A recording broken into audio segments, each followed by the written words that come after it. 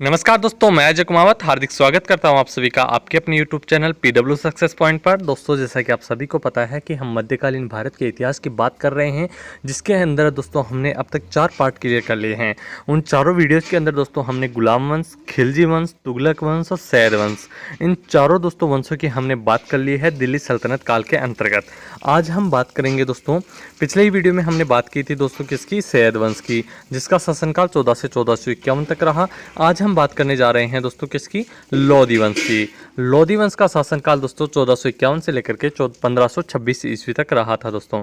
और इसके अंदर जो शासक आए थे दोस्तों वो थे बहलोल लोधी, सिकंदर लोधी और इब्राहिम लोधी। बहलोल लोधी का शासनकाल रहा 1451 से लेकर 1489 तक का, सिकंदर लोधी का रहा 1489 से 1517 तक का, और इब्राहिम लोधी का रहा 1517 से 1526 तक का। अब हम बात कर लेते हैं दोस्तों बहलोल लोधी के बारे में, जो कि लोधी वंश के शासक थे। दोस्तों, बहलोल लोधी का शासनकाल रहा 1451 से 1489 तक का। यह दोस्तों लोधी वंश का संस्थापक कहलाता है। लोधी वंश के संस्थापक कौन है, यानी कि लोधी वंश की स्थापना किसने करी, तो बहलोल लोधी ने करी थी। यह दिल्ली के सुल्तानों में सर्वाधिक समय तक शासन करने वाले शासक रहे थे दोस्तों। दिल्ली के सुल्तानों में दोस्तों सर्वाधिक समय तक इन्होंने शासन किया, 1451 से लेकर 1489 तक। यह दोस्तों यानी कि बहलोल लोधी कभी ऊंचे सिंहासन पर नहीं बैठा, बल्कि यह कालीन पर बैठता था और इसके चारों तरफ इसके अमीर बैठते थे दोस्तों। अमीर का मतलब यह मानिए कि इसके प्रधानमंत्री बैठा करते थे दोस्तों। इसने कभी भी दोस्तों जो राजा महाराजा की या किसी भी दिल्ली सल्तनत काल के शासक की जो ऊंची कुर्सी होती है दोस्तों, उस पर दोस्तों ये कभी नहीं बैठा बहलोल लोधी। कालीन का मतलब है दोस्तों चादर, या जिसको हम कहें कि चटाई बिछा करके दोस्तों ये कहाँ पर बैठता था दोस्तों, आंगन में बैठता था, नीचे बैठता था। और इसके चारों तरफ दोस्तों बहलोल लोधी के चारों तरफ इसके अमीर बैठते थे दोस्तों।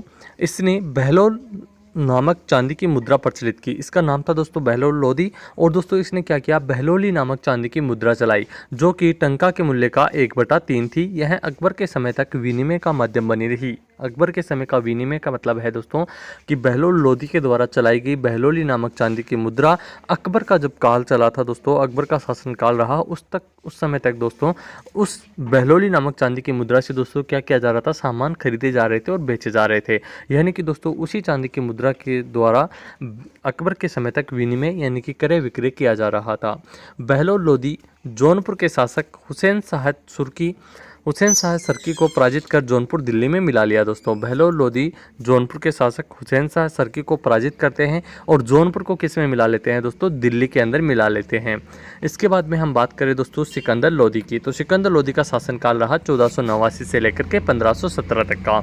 सिकंदर लोधी के बाद बात करें दोस्तों तो बहलोल लोधी के बाद में सिकंदर लोधी शासक बनता है और लोधी वंश का सबसे प्रतापी शासक बनता है दोस्तों सिकंदर लोधी। लोधी वंश का सबसे प्रतापी शासक कौन सा था दोस्तों, सिकंदर लोधी था।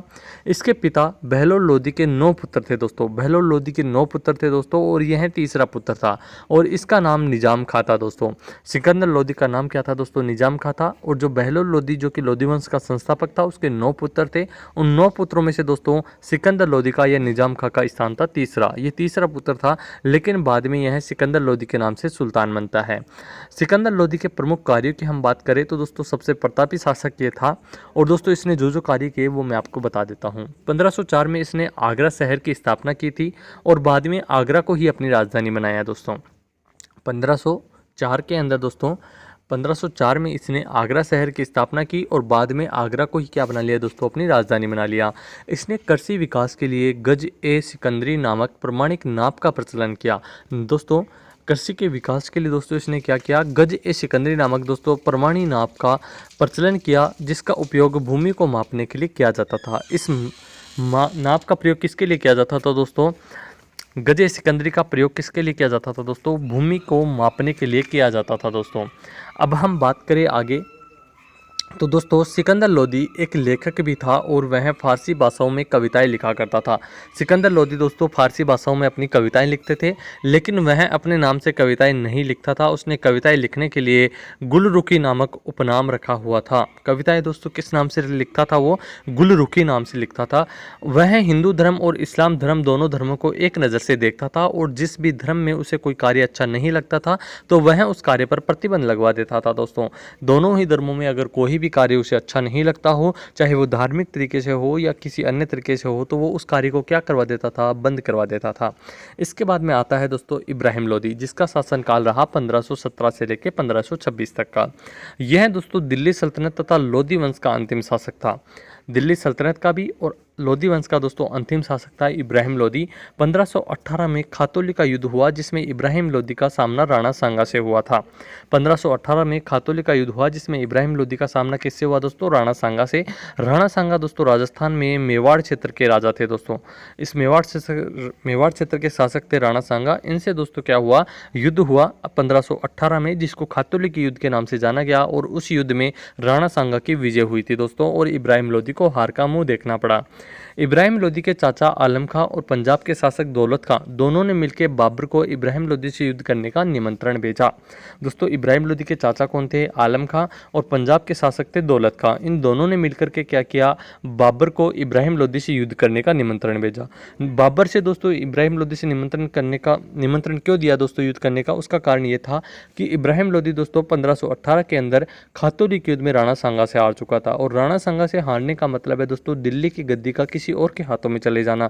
परंतु दोस्तों इब्राहिम लोदी को उसने क्या माना दोस्तों, एक कायर शासक मानते हुए इसके ही चाचा आलम खां ने और पंजाब के शासक थे दौलत खां, इन्होंने क्या कहा कि बाबर को आमंत्रित किया कि दिल्ली की गद्दी को बचाया जा सके, और इब्राहिम लोदी को ये हरा देंगे बाबर यहाँ आकर के, तो दोस्तों दिल्ली की गद्दी बनी रहेगी और मुगलों का दोस्तों सल्तनत काल में वहाँ पर क्या रहेगा, चलता रहेगा शासन। तो दोस्तों बाबर ने क्या किया, बाबर ने भारत में 21 अप्रैल 1526 को प्रवेश किया और प्रथम पानीपत का युद्ध लड़ा। 21 अप्रैल 1526 को प्रथम पानीपत का युद्ध लड़ा, लेकिन उसकी सेना बहुत छोटी थी और इब्राहिम लोदी की सेना बहुत बड़ी थी। तो दोस्तों बाबर ने युद्ध में तोपों का प्रयोग किया और भारत में पहली बार तोपों का प्रयोग हुआ था। ये क्वेश्चन दोस्तों कई बार एग्जाम में पूछा जा चुका है। भारत में पहली बार तोपों का प्रयोग किसने किया, तो बाबर ने किया। कब किया दोस्तों, पानीपत के प्रथम युद्ध में किया। पानीपत का प्रथम युद्ध किस किस के बीच में हुआ, बाबर और इब्राहिम लोदी के बीच में हुआ। कब हुआ दोस्तों, 21 अप्रैल 1526 को। ये सभी क्वेश्चन दोस्तों आपको ध्यान में रखने हैं। तो दोस्तों बाबर ने युद्ध में तोपों का प्रयोग किया और भारत में पहली बार तोपों का प्रयोग हुआ था इसी समय। इसके दो प्रमुख तोपची थे जिनका नाम था दोस्तों अली और मुस्तफ़ा। ये भी आपको ध्यान में रखना है दोस्तों। दो प्रमुख तोपची का मतलब होता है दोस्तों तोप चलाने वाले। जो तोप चलाने वाले थे उनके नाम भी एग्जाम में पूछे हुए हैं दोस्तों। अली और मुस्तफ़ा नामक दोस्तों क्या थे, इसके तोपची थे बाबर के। इसने युद्ध में तुलुगमा पद्धति का प्रयोग किया और इसी पद्धति और तोपों के प्रयोग से छोटी सेना होने के बाद भी दोस्तों इब्राहिम लोदी की विशाल सेना को क्या कर दिया दोस्तों, हरा दिया था दोस्तों सामने वाले सैनिकों के पास में तलवार त्रिशूल वगैरह थी और इसने दोस्तों क्या किया दोस्तों, तोपों का प्रयोग किया। और दोस्तों जाहिर सी बात है जहां पर तोप चलेंगी वहां पर दोस्तों सामने वाली सेना को नतमस्तक होना पड़ेगा। इब्राहिम लोदी युद्ध में मारा गया दोस्तों और वह दिल्ली सल्तनत का आखिरी शासक होने के साथ साथ पहला ऐसा दिल्ली सल्तनत का सुल्तान भी बना जो युद्ध में मारा गया था दोस्तों। दिल्ली सल्तनत का सुल्तान जो दोस्तों युद्ध में मारा गया वो कौन था दोस्तों, इब्राहिम लोदी। किसने मारा दोस्तों, बाबर ने मारा और पानीपत के प्रथम युद्ध में ही दोस्तों इसको मौत के घाट उतार दिया। दिल्ली सल्तनत का संपूर्ण खात्मा हो जाता है और इसके साथ भारत में मुगल शासकों का दौर शुरू हो जाता है। क्योंकि दोस्तों जो बाबर आया था वो कौन से वंश से था दोस्तों, मुगल वंश से था। तो दोस्तों सल्तनत कालीन प्रशासन की अगर हम बात करें तो सुल्तान के पदाधिकारी की हम बात करेंगे तो नाइब ए मुमालिकात। नाइब ए मुमालिकात किसको कहा जाता था, सुल्तान के बाद यह राज्य का प्रमुख पदाधिकारी होता था दोस्तों। इस पद का सर्जन दोस्तों किसने किया था, बहराम शाह के काल में हुआ जब उसने एतगिन को नियुक्त किया था दोस्तों। इसके कार्य सुल्तान की अनुपस्थिति में सुल्तान के सभी कार्यों को संपन्न करना था दोस्तों नाइब ए मुमालिकात का कार्य क्या था, जब सुल्तान नहीं हो तो दोस्तों सुल्तान के सभी कार्यों को कौन करता है दोस्तों, वही नाइब ए मुमालिकात करता है। यानी कि सरल शब्दों में आपको कहूं कि यदि वर्तमान समय में हमारे कुछ भारत देश के राष्ट्रपति यदि अपने पद पर नहीं होते हैं तो उनका कार्यभार कौन संभालता है, जाहिर सी बात है उपराष्ट्रपति संभालते हैं। उसी प्रकार दोस्तों नाइब ए मुमालिकात थे जो सुल्तान की अनुपस्थिति में उसके कार्य को संभालते थे। इसके बाद में अगले पद की अगर हम बात करें तो अगला पद है दोस्तों दीवान ए आरिज। ये सैन्य विभाग में पद था दोस्तों और इस विभाग के प्रमुख अधिकारी को आरिज ए मुमालिक कहा जाता था। आरिज ए मुमालिक के नाम से जाना जाता था। इस विभाग की स्थापना दोस्तों किसने की, बलबन ने की थी दोस्तों। दीवान ए आरिज नामक सैन्य विभाग की स्थापना किसने की, बलबन ने करी थी दोस्तों। तो दोस्तों इसके बाद आता है दोस्तों दीवान ए रसालत। दीवान ए रसालत की अगर हम बात करें तो इसका प्रमुख अधिकारी था रसालत ए मुमालिक, जो दोस्तों विदेश मंत्री की हैसियत से कार्य करता था। दोस्तों विदेश मंत्री की हैसियत से कार्य करता था, यानी कि दोस्तों एब्रोड मिनिस्टर जिसको हम कहें, तो दोस्तों इसका प्रमुख अधिकारी रसालत ए मुमालिक होता था और दीवान ए रसालत ये इसका विभाग था। इसके बाद हम बात करें सुल्तान के पदाधिकारियों की, तो दोस्तों सुल्तान के पदाधिकारियों में आता है अमीर ए हाजिब। अमीर ए हाजिब, इसे अमीर बारबक भी कहा जाता था। यह दरबारी मामलों की देखभाल करने वाला प्रमुख अधिकारी था दोस्तों। इसके बाद में है दोस्तों दीवान ए वकूफ। जलालुद्दीन खिलजी ने खर्चे के ब्यौरे को तैयार करने के लिए इसकी स्थापना की। जलालुद्दीन खिलजी ने खर्चे के ब्यौरे को तैयार करने के लिए दोस्तों, यानी कि दोस्तों जिसको हम कहें कि वर्तमान समय में हमारे जो चार्टर्ड अकाउंटेंट होते हैं, सीए जिसको हम कहते हैं, जो कि दोस्तों हमारे रिटर्न वगैरह भरते हैं, हमारे खर्चों का लेखा जोखा करते हैं, उसी के समय दोस्तों जब दीवान ए वकूफ दोस्तों उस समय हुआ करता था, वो यही काम करता था, खर्चे के ब्यौरों को तैयार करने का कार्य करता था। इसके बाद में दोस्तों दीवान ए अमीर को ही मोहम्मद तुगलक ने सर्वप्रथम इस विभाग की स्थापना की थी दोस्तों। इसका मुख्य कार्य क्या था दोस्तों? मालगुजारी व्यवस्था की देखभाल एवं भूमि को खेती योग्य बनाना होता था दोस्तों। जो बंजर भूमि होती थी दोस्तों, उसको उपजाऊ भूमि में बनाने का कार्य दीवान ए अमीर को ही का होता था, और दोस्तों इसका ही कार्य होता है मालगुजारी व्यवस्था का। तो दोस्तों इसके बाद में आता है दीवान ए खैरात। यह दान विभाग था, इसकी स्थापना भी फिरोज तुगलक ने की थी दोस्तों।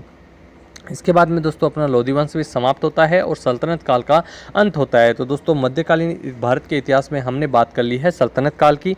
तो इसके बाद हम बात करेंगे दोस्तों मुगल वंश के बारे में। तो बने रहिए मेरे साथ, क्योंकि हम शॉर्ट नोट्स के माध्यम से बात कर रहे हैं सभी टॉपिकों की 1 बाय 1 करके। तो दोस्तों के साथ भी आप चैनल को सब्सक्राइब कर दीजिए और शेयर करवा दीजिए। तो मिलेंगे दोस्तों अगले वीडियो में। Thank you so much.